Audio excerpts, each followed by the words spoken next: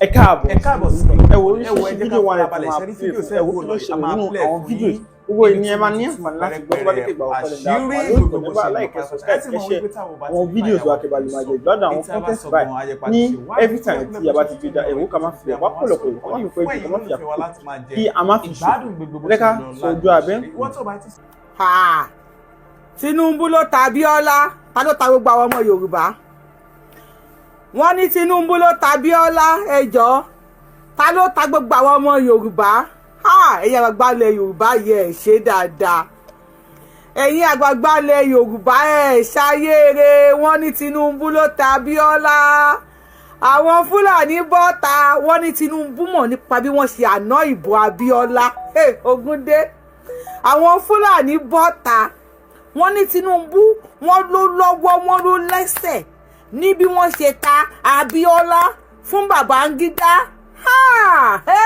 Ogúndé, mo ti sọ fún yín wípé ìyá tó ń jẹ tálíkà lọ́wọ́ ó wà ní jíìmù ó ń gbé wéètì ni. Tó bá gbé wéètì tó jíìmù dáadáa tán tó bá mú ẹ̀yin olówó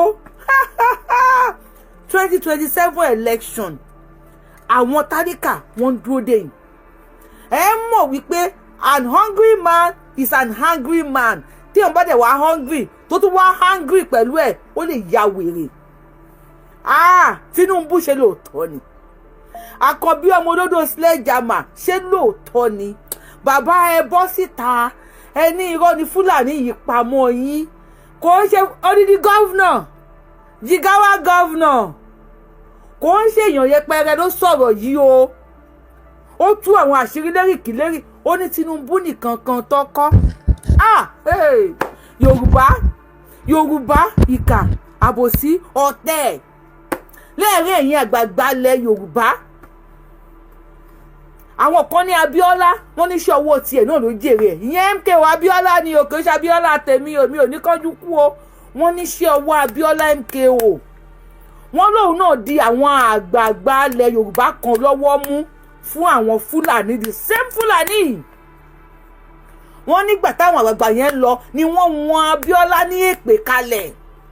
Ipò òun náà máa rí lọ́ọ̀kan ni kò ní débẹ̀. Wọ́n lá máa nàgà ni wọ́n lọ́wọ́ ò ní tó. Ẹ jọ̀ọ́ àgbààgbà ilẹ̀ Yorùbá tẹ́ bá mọ̀ pé wọn Abíọ́lá lépè ẹ bá mi kọ sí comment section.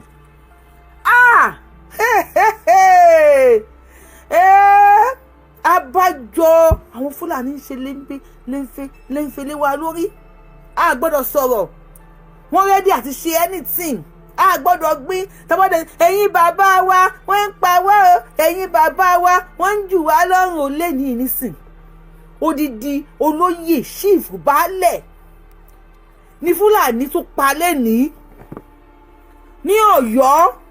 Ẹ̀yin ọmọ Ọ̀yọ́ bó o ní ṣẹ́ṣì ń jà ẹ̀yin ọmọ Ọ̀yọ́ ṣé ẹ ṣì wá níbi tẹ́ tí ń bára yín jà. Fúlàní tún wọ Ọ̀yọ́ lẹ́nìí wọ́n tún pa odidi ṣífù. Ẹ̀rí wa lẹ̀ Yorùbá tí wọ́n fẹ́ pa everybody tán mọ̀ pé jọ̀kan àgbààgbà àti ẹ̀ní dúró àtọmọdé àtàgbà lẹ̀ Yorùbá ìjọ̀kan every one of us máa dìde. Ó lẹ̀ pé wọn ò tí ì pa Yorùbá dójú ẹ̀ ni. Ìyẹn náà lọ sóko tòmátòsì ní o odidi ṣífù ó lọ sóko tòmátò ń lọ pamọ́ bẹ́ẹ̀. Tinubu ṣe lóòótọ́ ni ṣé lóòótọ́ ni ọ̀rọ̀ tí Súlè Lámídò sọ wípé ẹ̀yin lẹ mú fọ̀sẹ́ẹ̀lì Abíọ́lá kalẹ̀. Wọ́n lẹ́yìn lẹ ta Abíọ́lá fún àwọn. Wọ́n tún ń sọ wọ́n tún ń rẹ́rìn inú wọn tún ń dùn. Wọ́n ń sọ wọ́n ń fẹ̀yìn inú wọn ń dùn. Wọ́n lẹ́yìn lẹ mú páàsì Abíọ́lá kalẹ̀ fáwọn.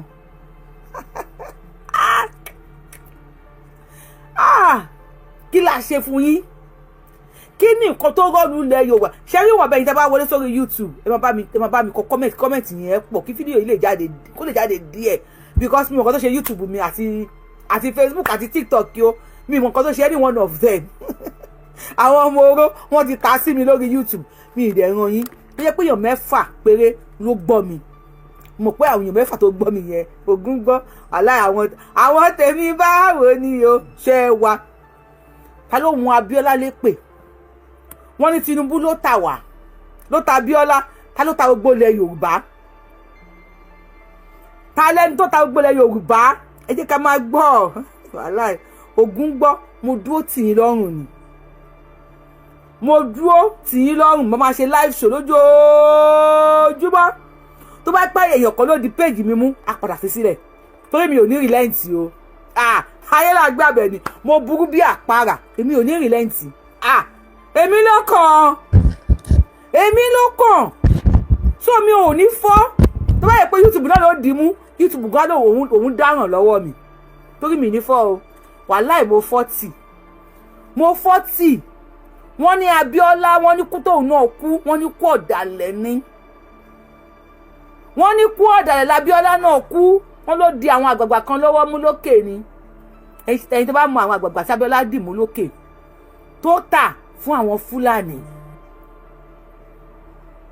torí gbogbo yín tẹ́ bá ti débẹ̀ báyìí ẹ ní roko sílẹ̀ Yorùbá Ọbásanjọ́ gan-an jẹ́ ṣó fún Ọbásanjọ́ wà níbí màá play fídíò kan ní fídíò Ọbásanjọ́ náà tí wọ́n táwọn Fúlàní wàláì ó ti get started mo like bó ṣe ń lọ yìí Ọlọ́run ó ti di yánpọnyánrin ṣé ń fìdí ẹ̀yìn tèmi ṣé ń fìdí bó ṣe ń lọ yìí mo ń fìdí bó ṣe ń lọ yìí mo like ẹ̀ ó ti di yam pepper scatter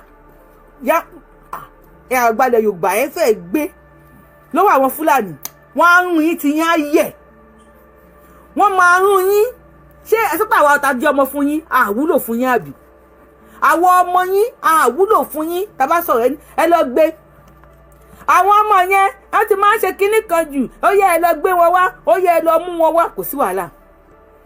kò sí wàhálà a ti fà yín láwọn Fúlàní lọ́wọ́ wọ́n máa rún ẹkùn yín ẹ má bínú wọ́n máa rún ọrùn yín a ti fà yín ní àwọn ọmọ Fúlàní lọ́wọ́ ẹ̀yin tèmi ṣó mú yẹ́sì sọ̀rọ̀ tí mò ń sọ ṣé ẹ fa àwọn àgbààgbà wa láwọn Fúlàní lọ́wọ́ kó bẹ̀rẹ̀ sí ní rún wọn òkúta tó nílé yín mọ́ tó kọ̀tì àwa tí ẹ kọ̀tì yìí a máa padà digunlé fún yín nígbà táwọn Fúlàní bá fẹ́ pa yín tán tó máa fẹ́ gba ẹ̀mí yín tó máa fẹ́ wọ́n á ṣe bẹ́ẹ̀ God bless you mo like máa jíjà wọ́n ti ń jíjà mi wọ́n lè ṣe bẹ̀rẹ̀ ni yàrá gbálẹ̀ Yorùbá ẹ ṣẹ̀ṣẹ̀ bẹ̀rẹ̀ ní Fúlàní àfojú yín hàn Sandoro ṣége bá àdáyá Fúlàní á ṣe fún yín ẹ fẹ́ gbé lọ́wọ́ àwọn ọmọ Fúlàní ẹ fẹ́ kú Tinubu ṣé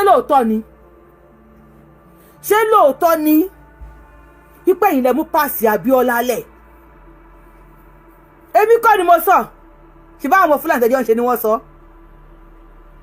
èmi kọ́ ni mo sọ Yorùbá tó yẹ pé a dá káàkiri àgbáyé táwọn èèyàn fi wá yanràn táwọn èèyàn nífẹ̀ẹ́ wá ọmọdé Yorùbá lọ́tún Yorùbá lọ́sì ẹ mú wa ìdàgbò àsẹ́yìn òdi a bẹ̀rẹ̀ sí ní sọmọ ọ̀dọ̀ ká à ń fò à ń fìtínà káàkiri Ọlọ́run ló máa mú yín àfààní lé Fúlàní lọ́wọ́ tágbára wò bá ká yín a ní àwọn Fúlàní wà ńlẹ̀ tí wọ́n á ṣe ṣége Sandoro bá àdáyá wọ́n máa ṣe fún yín wọ́n ẹlẹ́ẹ̀fẹ́ tó bẹ́ẹ̀ lọ́wọ́ àwọn Fúlàní ẹ máa ẹ wá nǹkan tó báyìí lọ́wọ́ àwọn Fúlàní kí ló dé ẹ lé wa kú òlé gbogbo àwọn ọmọ tó gbé dókítà ni wọ́n tó kàwé àtẹ̀wọ́ tẹ̀mí pogúntù tí mi ò kàwé tí wọ́n kàwé dáadáa wọ́n wà bíbí wọ́n ń fọ gọ́tà wọ́n ń fọ ọlẹ̀ wọ́n ń fọ dí ẹ lé gbogbo wa kó lé wa kú òlé dàwa sẹ́yìn òdi Yorùbá we are special people we are specially made ṣùgbọ́n irọ́ ni tẹ́ bá ti débẹ̀ báyìí ẹ̀gbọ́n kò Tinubu náà ṣe gbogbo náà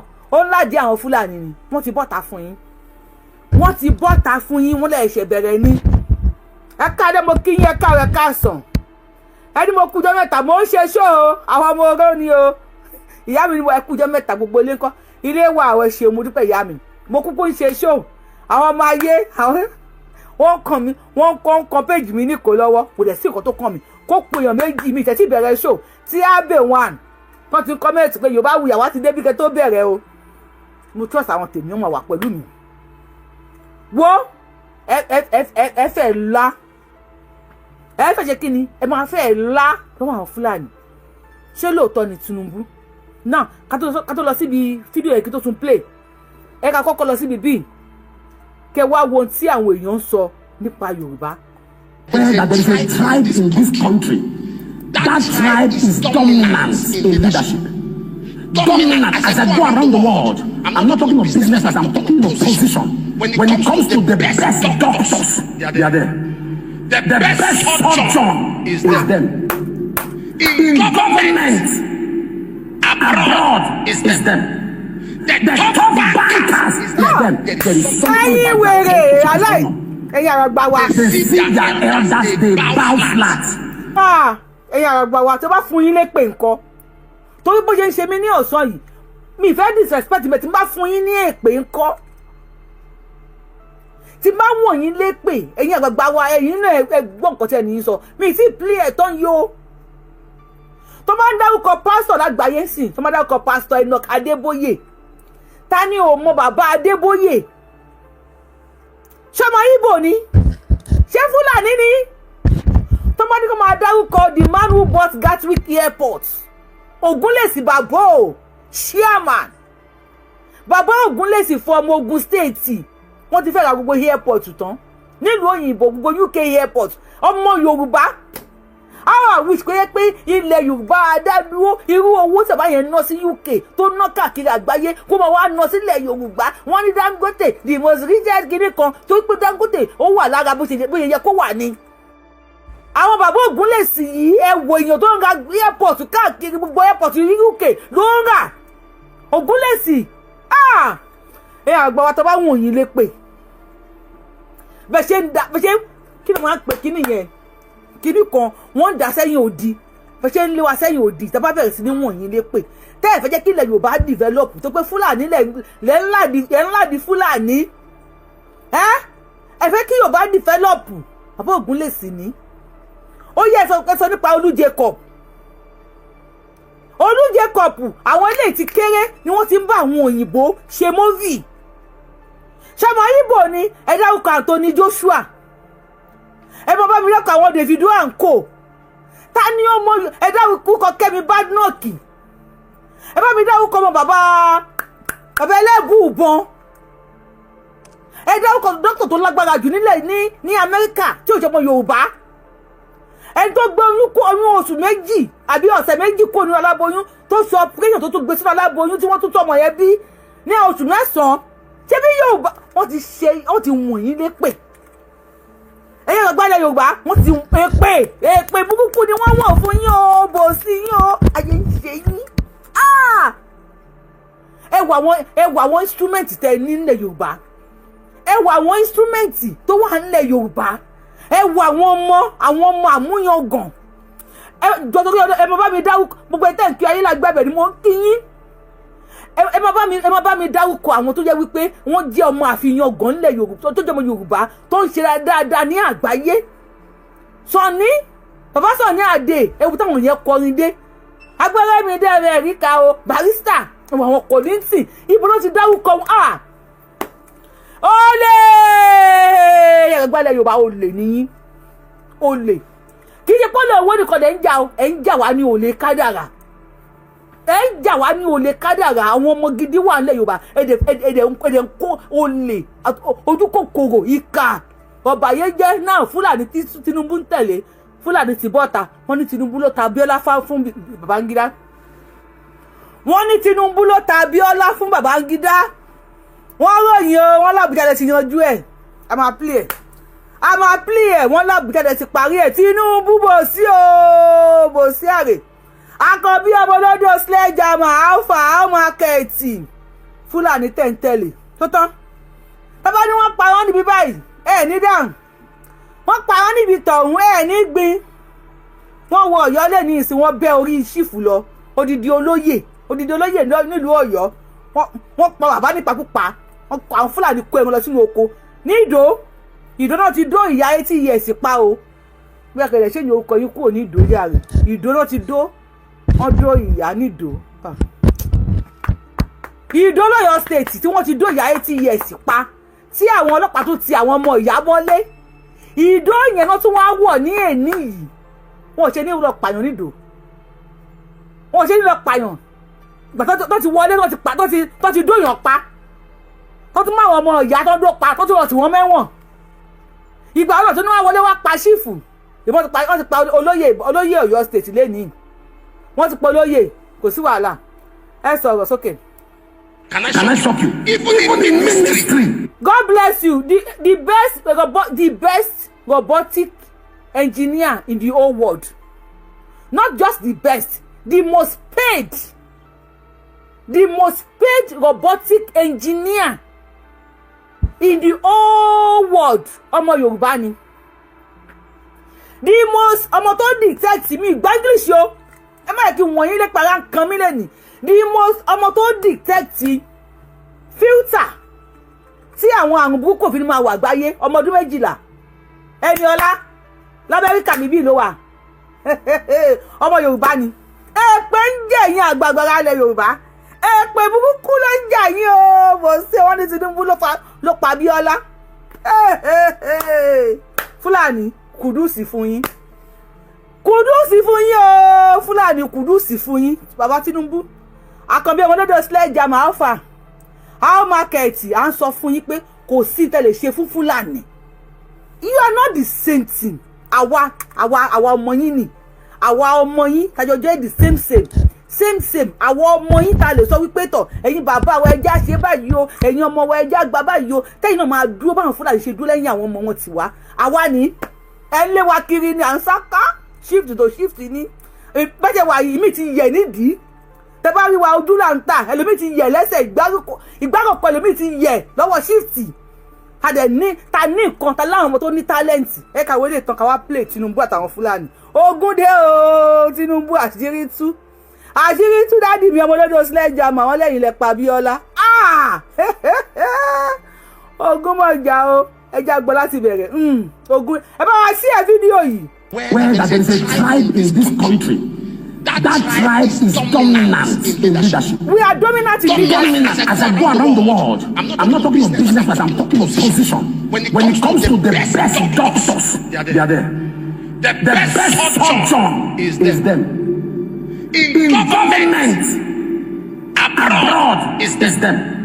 The top bankers is them. There is something about their culture, it is honor. Honor. They see their elders, they bow flat. Can I shock you? We still bow flat for you guys. Actually, to respect yín bẹ́ẹ̀ yẹn pa wá tó. Ẹ̀yin lẹ ń pa wá. Àbí ṣé mo mú yẹ̀sì? The best Russian scientist is Yorùbá mo dáre o, Ogunde o. The best Russian scientist a Yorùbá person mo gbé o. Ẹ̀dẹ̀ lé wa sẹ́yìn òdì. Ọlọ́run dẹ̀ ṣe ìyàgbá ilẹ̀ Yorùbá ní èní ọjà ẹ̀ẹ́dẹ̀ máa jẹ́ ṣe Ọlọ́run dẹ̀ fi ilẹ̀ Yorùbá kẹ́yìn ẹ̀ẹ́dẹ̀ ń fìtínà ẹ̀ ń fògo ilẹ̀ Yorùbá tó yẹ kí ọmọ Yorùbá máa sábọ̀ sí Libya àní tó ṣẹ́kù ó lè ìyàgbá ilẹ̀ Yorùbá ó lè níyìn ó lè ẹ̀ẹ́dẹ̀ wa ló lè owó ní kò lè kádàrá ó lè àyànmọ́ gbogbo ẹ̀ lẹ́ ń jà wá ẹ bá mi ṣe fídíò ìkọ́kọ́ wọn ẹ táàgì Tinubu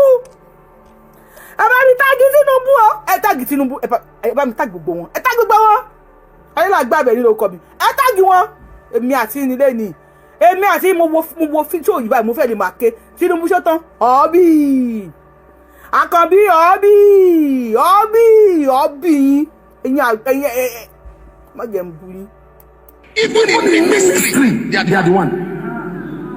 In music, anybody doing well in music, either the person is from there or resides around there. I wish I'm talking to somebody here. Why? Because you understand. But look at the South. Very proud, very arrogant, very disrespectful, and very broke.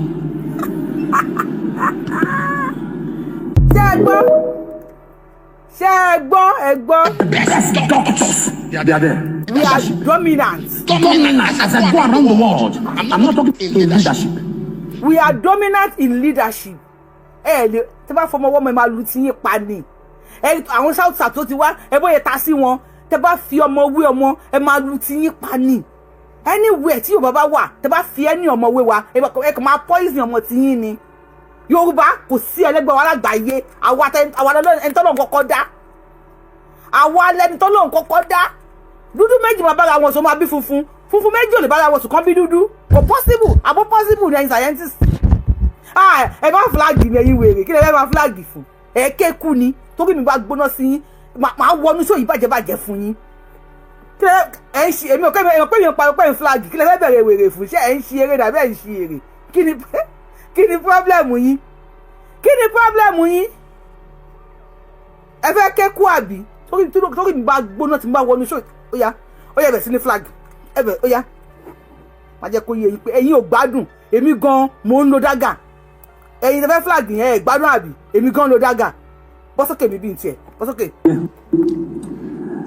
I feel highly entertained by Tinubu's rhetorics, the way he dramatizes his own role, in Nigerian democracy. Luckily, we're all alive. Luckily, we're all alive. If you are alive, ní ẹ bá wa kí mo fẹ́ sọ pé bá mi sọ. Luckily, we are all alive. Thank God I am alive. Gbogbo ìtẹ́ bá wà láyé ìbò Abíọ́lá ní 1993 ẹ jẹ́ kí n rí ní comment section. It's a very sad case, mami. Ní dààmú. This is a very sad case. And Sule Lamido was even laughing. He is laughing at us. Àti àwa Yorùbá, wọ́n fi àwa Yorùbá ṣe yẹ̀yẹ́, wọ́n ní Tinubu ló mú pàṣẹ Abíọ́lá kalẹ̀ fún àwọn. They are bold enough to come and say it. Mustafa can come out and said òun lòun Kudi Abiola. They ní kò sí nǹkan tí wọ́n ṣe fún Mustafa. Wọ́n ló obey the last commandment àbí the last order. Who gave the order? Men tó give the order dì sí. And tó give order yẹn dì sí àti mọ̀. Now eléyìí tí wọ́n á bọ́ta ó ní Tinubu ló ta Abiola fáwọn. Ogun máa jà o. Okay, God bless you, the best chess master. Ọmọ Yorùbá ni tí wọ́n wá gbá ní ọ̀dọ̀ wa mi bí ní New York. Mo lé kí ni èkì ń bá ń jọ tó end. Iṣẹ́ ìjẹ́ kiri bá. Ọmọ Yorùbá ni tó win. The best chess master is a Yorùbá young man. Èpè ń jà yín gbogbo ẹ̀yin tẹ́ ń lé wa sẹ́yìn òdì. Gbogbo ẹ̀yà gbàgbà. Tẹ́lẹ̀ Yorùbá ò ní dá dúró. Tẹ́lẹ̀ Yorùbá ò ní nísinmi. Tẹ́ sọ pé àní gbàtú sílẹ̀. Tẹ́ sọ pé àní gba òmìnira. Èpè ń jà yín. Èpè ń jà yín kí lẹ fẹ́ jẹ nínú oúnjẹ. Ṣé ẹ ti tó kú tí wọ́n sin owó mọ́ rí ni. Ẹ máa gbọ́ Sule Lamido ló bọ́ta ẹ̀.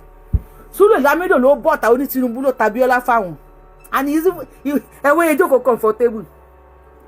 Ó jókòó comfortably. Ó jókòó báyìí. Ó wá ń rẹ́rìn. When I talk about Tinubu politics or democracy, I laugh.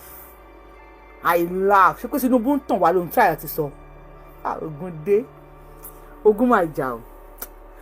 Ogun máa jà o. Ogun máa jà o. Ogun máa jà o. Ṣé kó Tinubu ń tàn wá ni? Ẹ bó ṣe balance. Ẹ tẹ́ ń wo 77 years ni o. Kò ń ṣọmọdé o. Gọ́vnà Jigawa 77 years ni o. Tó mo jókòó mo ṣe research mi mo wò ó pé who is Sule Lamido. Tinubu tó bá jẹ́ pé nǹkan kan fẹ́ béèrè lọ́wọ́ ẹ̀ tẹ́ ń wò mí náà. Ṣó lè rí bẹ́ẹ̀ ṣá? Wèrè ẹgbẹ́ wọlé péjì mi ògún parí. Ṣó lè rí bẹ́ẹ̀? Wọ́n ti já ọjà kan já Facebook kan bọ́ ògún ìwò mi fẹ́ wo tó bá ti jábọ̀ tó bá ti wà lórí péjì tó bá ti ṣe kí tó bá ti já ẹ bọ́ àwo lọ nìyẹn. Now ṣó lè jẹ́ pé lóòótọ́ Tinubu ló ṣiṣẹ́ yìí? Ẹni tó wọlé lórí TikTok ipò ti já yín bọ́ wọ́n máa já yín bọ̀ náà. Péjì wọn mì ní èmi gan mì ní. Tẹ́ bá ti ń gbé péjì mi wá tẹ́ bá ti ń flag show mi bá mo máa gbé fídíò oríṣiríṣi jáde. Èmi ò ní àsìkò tí mò ń wọ̀n yín lépè ti kọjá àsìkò táwa àsìkò àgòdè go deeper ni. Ìdìmọ̀ tẹ flag ìdìmọ̀ tí mo go deeper tí yín á yẹ̀ mọ́ mi lọ́wọ́ lórí péjì Yorùbá Wuyì. Jẹ́ ká tún gbọ́. Tún sọ. I feel highly entertained by Tinubu's rhetorics. The way he dramatizes his own role, in Nigerian democracy. Luckily, we're all alive. Thank God I'm alive. Luckily, we're all alive. We're all there. We're only participating in that particular or politics. So I was in the middle of it. Tinubu became relevant and noticeable after Abiy took over government. Before then, he was the Senate. What was the Secretary of the party? And what affected him? You see, he was part of those people who were supporting Babangida and June 12. He was part of it. His own mother. Ẹ jọ̀ọ́ ṣé ẹ gbọ́ bí tí wọ́n sọ ẹgbọ́n tó sọ yìí. Please, can somebody let share gbọ́n tí Sule Lamido sọ? Ẹ jẹ́ kí n sọ mẹ́yìn díẹ̀. Tinubu is part of bí wọ́n ṣe annoy June 12. Hey, Ogunde o! Àkànbí ṣe lóòótọ́ ni. Tinubu ṣe lóòótọ́ ni. Ọmọ olódò òde ṣe lóòótọ́ ni. Ọmọ olódò sledgehammer, can this be true? Ṣé lè ilé ojú òótọ́? Ara mi ń gbọ̀n. Thank you. I am alive. Oh, God bless you. You know what alive? What a time to be alive. What a time to be alive. What a time. June 12th. What a time to be alive. I'm married. I am alive. Well, that is the year I'm married. September 11, 1993. So June 12th, September. What a time to be alive. Tinubu ṣe lóòótọ́ ni. Àkànbí ọmọ olódò dẹ. Are you with me? Are you with me? Ẹ̀yin tẹ́ ń wò mí. Ṣé lóòótọ́? Ṣé Tinubu lè ṣe tí wọ́n sọ pé Tinubu ṣe? Tinubu pawọ́pọ̀ pẹ̀lú àwọn Babangida. Àwọn ọmọ Fúlàní. Gọ́vnà Jigawa ló bọ́ta yìí. Ó ní Tinubu ló ta Abíọ́lá fáwọn. Ó ní Tinubu ọjọ́ pawọ́pọ̀ ni. Are you with me? Àkànbí ṣe lóòótọ́ ni. Ṣó lè jó òótọ́ ṣá? Ogunde. Fẹ́ tún bẹ̀yẹn gbọ́ mi gbọ́ dáadáa.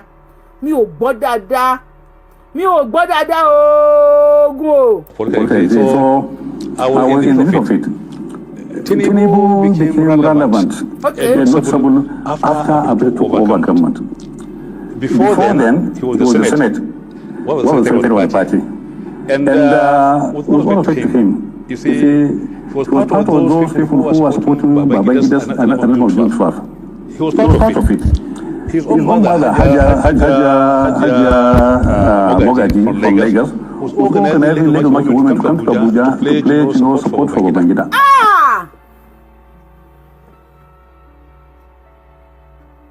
Ẹ̀gbọ́n tó sọ, this is serious yo. Ó ní kódà ìyá Tinubu, Alájà Mogaji, ó ní wọ́n organize market women wá sí Abuja láti wá support bí wọ́n ṣe dàbò Abíọ́lá nù. Ta ló ṣépè fún wa nílẹ̀ Yorùbá? Ta ló wọ́n wá lépè nílẹ̀ Yorùbá? Ta lẹ́ni tó fún wa lépè nílẹ̀ Yorùbá? Ó Lábìbátù Mọ́gàjí, ìyá Tinubu àti Tinubu bí wọ́n sọ fún Babangida pé àná ìbú ẹ̀ kọ̀kọ̀ olùṣọ́lẹ̀ káre ọmọ ọ̀dọ̀ rere àtẹ̀lé ẹ a support ẹ. Àwọn la fún ni Maya wọ́n lè bá wa share video ní kí encourage viewers kí bá wa share video ẹ bá wa share video yìí ẹ share video ká yé rí wípé a support ya tẹ̀lé àwọn la tẹ̀lé ni Maya wọ́n ní Babangida Tinubu àti màmá Lábìbátù Mọ́gàjí. Fúlàní báyé jẹ́ o ṣé Fúlàní ló báyé jẹ́ àbí ta ló bá báyé jẹ́ báyìí ṣé Fúlàní ni àbí bàbá Tinubu? Ogunde tún sọ o. Haja Mogaji from Lagos was organizing Lagos market women to come to Abuja to pledge support for Babangida. I'm saying this because it's simply history. I mean no harm. I mean don't be embarrassing. But they say he was actively handing glove to Babangida. Now, when Babangida saw the fact that he was having a problem with the party, he went to the National Assembly to address them. One of the famous questions was, they are trying to incite you. If you know they are against. Tinubu was there. And I became very, very firm and strong on the issue of June 12. He couldn't meet him, then the only senior elected person in government at that time, the Senate President, he convened a meeting in Edo, in Benin, the origin of the governor. He confused Amechi in Edo. Shengbo, Abajo Amechi. Where we went there and reaffirmed our commitment to June 12. All right? Babangida was so angry with Ayu. He removed him and put a better hero.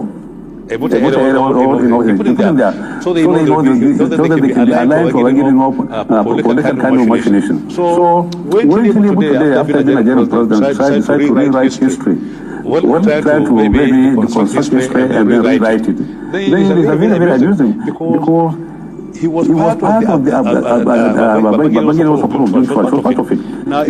Now Tinubu want to rewrite history, bàbá Tinubu mo sọ fún yín ayé làgbé Àbẹ̀ní ojoojúmọ́ mo pariwo mo ní kò sí nǹkan tẹ́ fẹ́ ṣe gbogbo history ẹ fẹ́ rewrite yẹn ẹ fẹ́ make Nigeria good ẹ fẹ́ make Nigeria we great again bàbá Tinubu kò sí tẹ́ fẹ́ ṣe àlòrán ìkà àlòrán ẹni tí ò nífẹ̀ẹ́ ní if somebody don't like you they don't like you àwọn people yìí wọn ò nífẹ̀ẹ́ Yorùbá tó bá wùn kẹ́ fa irun mú wọn yín kẹ́ kó lé wọn lọ́wọ́ kó fi mu sùn kó fi jẹ súyà wọn ò nífẹ̀ẹ́ Yorùbá wọn lè fẹ́ rewrite history pé kò lè possible wọ́n ní kò lè possible wọ́n lẹ́yìn náà wọ́n ní ọwọ́ yín dọ̀tí wọ́n lọ́wọ́ yín dọ̀tí Tinubu ṣé lóòótọ́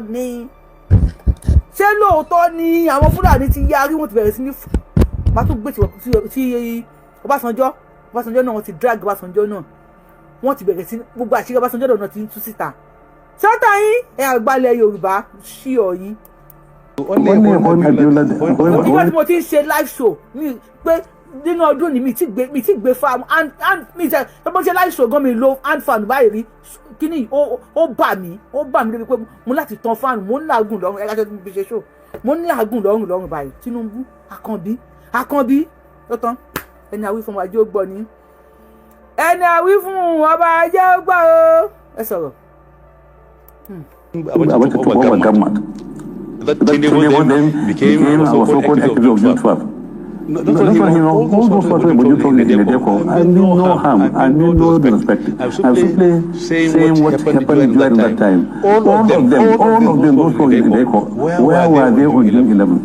They had no part in June 12. They are not part of June 12 campaign. They are not part of the June activities. What are you doing because most of them are saying they should down look. All of them. All the Nadeco. Ẹ̀yin Nadeco, ẹ̀yin bàbá wa. Ẹ̀yin Nadeco, wọ́n ní bolẹ̀ wà ní June 11. Ẹ̀yin bàbá wa. Wọ́n ní bolẹ̀ gbogbo yín wà ní June 11 wọ́n ní ká bèrè. Wọ́n ní ẹbẹ̀ yẹn mo yẹ bá mi bèrè lọ́wọ́ àwọn bàbá wa. Wọ́n ní gbogbo ẹ̀yin bàbá wa, wọ́n ní bolẹ̀ wà ní June 11. Wọ́n ní bolẹ̀ wà. Wọ́n ní bolẹ̀ yìí bàbá wa wà ní June 11. Ibo lẹ wà ẹ sọ̀rọ̀ síta. Ẹ sọ̀rọ̀ Fúlàní ní bolẹ̀ wà ní June 11. Ẹ jẹ́ tó yẹ kí n play video yìí tán torí Ọlọ́run. Wọ́n ní bolẹ̀ wà kẹ́ jẹ́wọ́. Because they know this won't work out. So when Abiola became won the election, and then after the annulment, they are all very, very passive. But suddenly after Abacha came on board, removing from the camp, they became active. They formed the Deco was opposed to Abacha, was opposed to election formation. The Deco was supposed to form, to fight Abacha, not fight democracy, not to fight within Trump. So whatever he did today is simply reconstructing history, the way he did going to fit the way politicians. But then only after June 12 annulment, that is fight Abacha. One, it is not for democracy, it is for your pockets. Ask him. So when you talk about already June 12, what those characters? Somebody who replaced Ayu for June 12? Who are the others? One of them. So he ran away. We stayed behind. Before you fought Abacha, I was detained, because my father was detained. People the same. So all of us, Adam Churuma, Bola Ege, Ayu, and many others, Bagaji, all of them were there who fought Abacha, who fought him. Because we are willing to risk our lives. Tinubu ran away, he was not in the country, he only came back after the whole thing was after the whole was very, very clear. So what I'm saying is, all those Arabs don't travel. They are more concerned with the powerful water than the baby. They are more concerned because most of them ẹjọ́ tó yọ lọ́rùn ṣó tí mò ń ṣe lẹ́nu kì í ṣe ṣó tí mo sọ fún ìgbàgbọ́ kó mute tí yóò bá ti mute ṣó tí mo fi drop èèyàn ni ṣó tí mò ń ṣe lẹ́nu mi ò ní sọ láti fún anybody kó mute mi ò ní sọ fún anybody kó mute. ìyá iná ẹ̀ lè mú ìtura náà èmi ò wọ́ screen. kíní yẹn ṣó tí mo mi ò ẹ mọ̀ pé kíní mi ò like máa sọ pé bèjẹ́ mute àwọn èèyàn máa fẹ́ máa drop àwọn èèyàn ni mi ò like ó dàbọ̀. At the end of the meal, when the product was being processed, the product. The process who produce the product, they are not part of it. They only pick the product.